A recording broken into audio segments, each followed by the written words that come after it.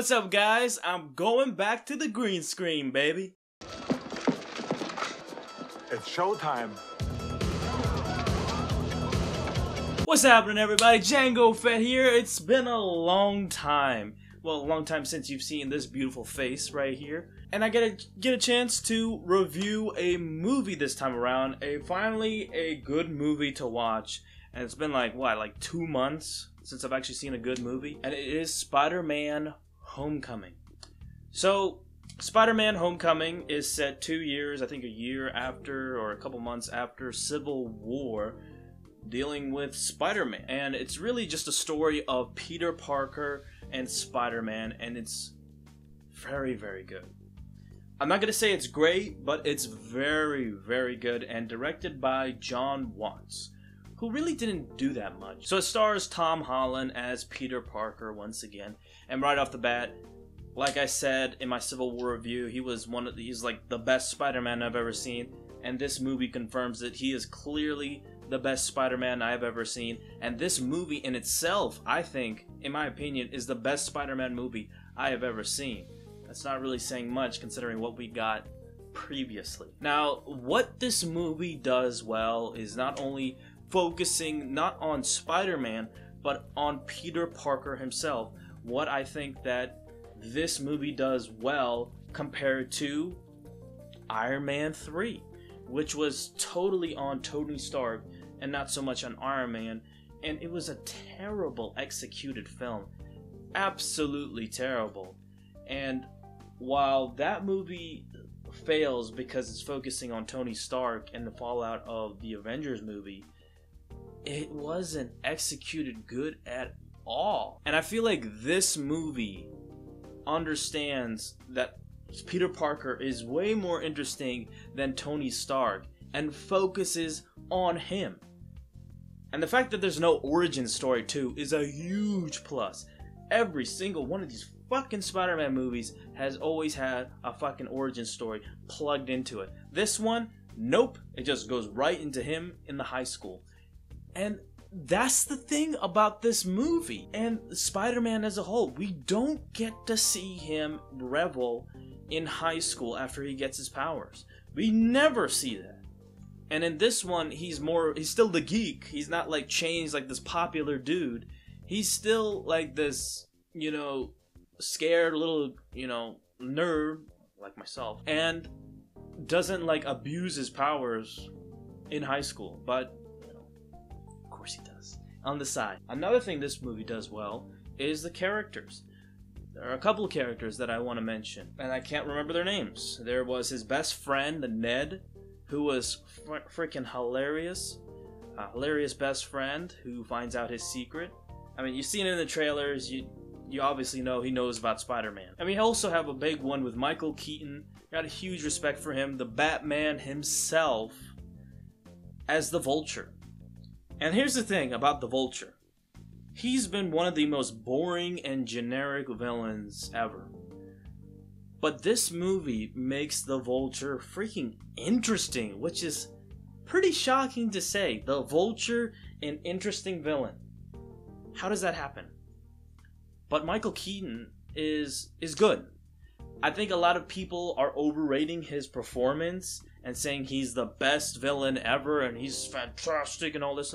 I mean, I know it's not saying much considering what they had in the past with Marvel films, but this movie, the villain, he's okay. There is this backstory, but it's not really fleshed out too much, and how he evolves into the Vulture, you don't really see that, and it's just like, it just glosses right over it. So the villain aspect is kind of meh to me. He's alright. I don't think he's anything great, in my opinion, but that's not saying much compared to what we had in the past. But Michael Keaton is great. I think anything this guy does is fantastic. The rest of the villains, they had a few other villains here and there, which are part of Vulture's gang. They weren't very good at all. I mean, they threw in Shocker as well. Not very good. And the fact that they did a big thing with the Vulture later on, instead of doing the normal Marvel thing, which I won't spoil, and kept it going. So I appreciate that, and not doing the typical Marvel route with every single one of the villains. We also have Robert Downey Jr. reprising as Iron Man. He is fantastic as well. I mean, he wasn't in the movie that much as it was advertised, which I am perfectly fine with. I want this to be a Spider-Man film and not just an Iron Man film. He was good in the movie, you know, Tony Stark, Robert Downey Jr., he is perfect. He captures the role of Iron Man perfect. And he really adds a lot to the parent figure, almost like a father figure to Peter Parker. And we see Peter Parker as a flawed character. That's why he's praised so much, is because his flaws, you know, of his trouble in high school, of his trouble in social life, of his trouble with his family, and you know, him being nervous, twitchy, and you know, nerdy guy and all. Like, that's the beauty of the character of Spider-Man, and not only Spider-Man but Peter Parker. And this is a true Peter Parker film. I loved it, man. I really enjoyed that aspect. And this movie is freaking hilarious, okay? It's hilarious. From beginning to end, it is hilarious. It's got 2 after credit scenes. They're kind of pointless. You can just watch them on YouTube later on, but they're decent. You're gonna have a blast when watching this movie. You're not gonna stop laughing at any point. I was just cracking up the whole time.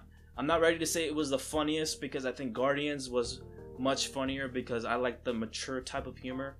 I know Deadpool is more mature and I really love that, but I think Guardians is the funniest Marvel movie ever, in my opinion. That and Ant-Man are definitely the top for me. They're freaking hilarious. And I think Spider-Man is a close third, man. It's a close third. So as someone who is not a big Spider-Man fan, I think Spider-Man is one of the biggest overrated characters of all time. I don't really love Spider-Man, but I love the aspects of Spider-Man. Him being a flawed character, him being this nerd, trying to get by in society.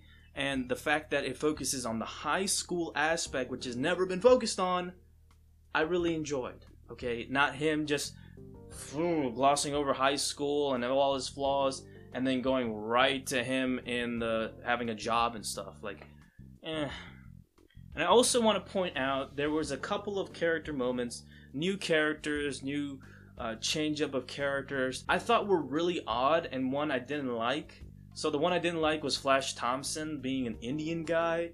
Not that the fact that he's being Indian, but he's just like in this nerdy environment and he's making fun of Peter Parker. And he's always been like this big tough jock guy who bullies Peter Parker. That's how I envision him. It's kind of a weird change. And there's another one that will freak many of the Spider-Man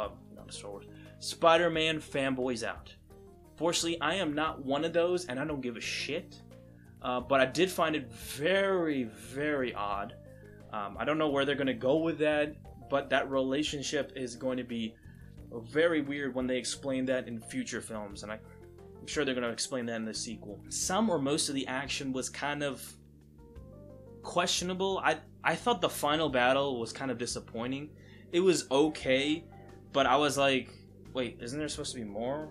Like, I expected more from that battle, but it was kind of like, it was kind of lame, man. It was just pretty mediocre. I expected more after what we've gotten from, you know, Spider-Man 1, Spider-Man 2, those big fights at the end, with the Green Goblin and Doc Ock, and, you know, Spider-Man stopping the train. That was pretty badass back in the day, and, you know, great stuff. But this one, it doesn't really push the limit, and it plays the safe route. And another big thing is, I never felt that Spider-Man was in trouble. I never felt like there was, like my friend Adam, I think Adam does movies, that's his name. He mentions that there's no emotional weight with Peter Parker when he undergoes these fights. Like, there's no emotional weight at any point with Spider-Man. You feel like he's invincible throughout this entire movie. You did see his flaws, but it's just like never like, you know, he was on edge. His suit was, you know, scratched up. He was like on the edge of his seat the whole time. Like, he couldn't stop the foe. You never really felt that when watching this movie. But I am surprised by this movie. I really enjoyed my time with the movie. I don't know what they're going to do with Venom and Carnage.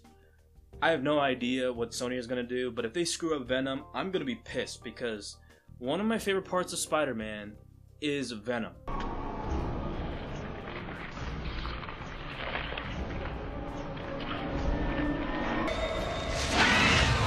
So I gotta give Spider-Man Homecoming a...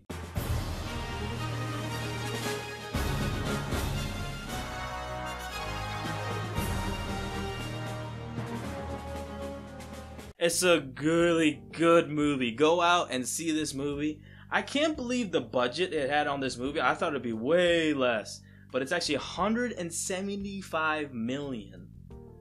And it's already made like $200 million right now. I think it made $200 million. I may be wrong. I'm just looking at the weekend numbers right now. It's just a lot of money, man. And it's going to make a shit ton more next week as well. And you know what next week is? War for the Planet of the Apes, baby. My most anticipated movie of this year. I am super freaking excited as hell, and I cannot wait to see how this trilogy ends. With Caesar kicking some human ass. Human ass. Human ass. Human ass. Hashtag Team Ape. Yeah. Fuck humans. So thank you guys so much for watching. Don't forget to please like this video, comment down below, and don't forget to subscribe to our channel, Django Fett, and I'll see you, my fellow Mandalorian brothers and sisters, next time. Ooh, yeah!